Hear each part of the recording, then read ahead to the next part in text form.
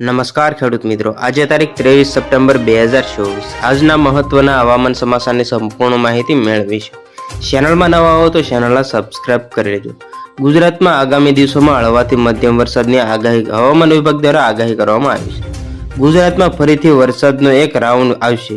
Cyclonic circulation system સર્જાતા વરસાદનો યોગ સર્જાવાની શક્યતાઓ વ્યક્ત કરવામાં આવી છે. તો આ સાથે આગામી 25, 26, 27 સપ્ટેમ્બર વરસાદની આગાહી છે, જેમાં દક્ષિણ ગુજરાતમાં ભારે વરસાદની આગાહી છે. ખાસ કરીને નવસારી, વલસાડ, દમણ, દાદરાનગર હવેલીમાં ભારે વરસાદની આગાહી કરવામાં આવી છે. આ દિવસોમાં અમદાવાદનું તાપમાન 36 ડિગ્રી તાપમાન નોંધાઈ શકશે. 23 સપ્ટેમ્બર એટલે કે આજે બંગાળની ખાડીમાં લો પ્રેશર સિસ્ટમ સક્રિય થઈ છે. આ સાયક્લોનિક સર્ક્યુલેશન સિસ્ટમ સક્રિય થતાં વરસાદની આગાહી કરવામાં આવી છે. આ સાથે અંબાલાલ પટેલે આગાહી કરી કે રાજ્યમાં હજી પણ વરસાદ રહી શકશે. ગ્રહોની સ્થિતિ જોતા શુક્ર ગ્રહ તેના ભ્રમણના લીધે રાજ્યમાં ભારે વરસાદ પડી શકશે.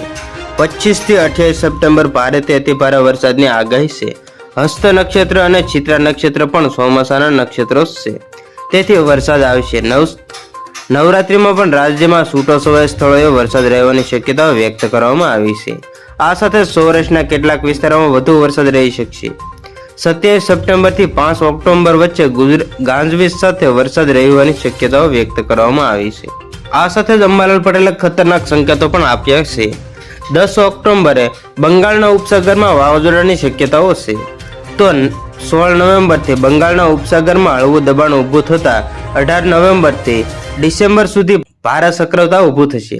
ગુજરાતમાં નેતૃત્વનું ચોમાસું વિદાય લે તે પહેલા ભારે વરસાદના વધુ એક રાઉન્ડ સંભાવનાઓ છે.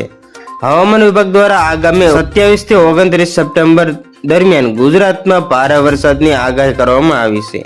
હાલની સ્થિતિ પ્રમાણે નવરાત્રીમાં વરસાદની સંભાવનાઓ વ્યક્ત કરવામાં આવી છે. તો નવરાત્રી દરમિયાન 5 ઓક્ટોબર સુધી ગાજવીજ સાથે છૂટાછવાયા વરસાદની આગાહી કરવામાં આવી છે. 10 ઓક્ટોબરે બંગાળના ઉપસાગરમાં વાવાઝોડાની શક્યતાઓ છે. તો 16 નવેમ્બરથી બંગાળના ઉપસાગરમાં હળવા દબાણને લીધે 18 નવેમ્બરથી ડિસેમ્બર સુધી ભારે ચક્રવાતો ઊભું થશે.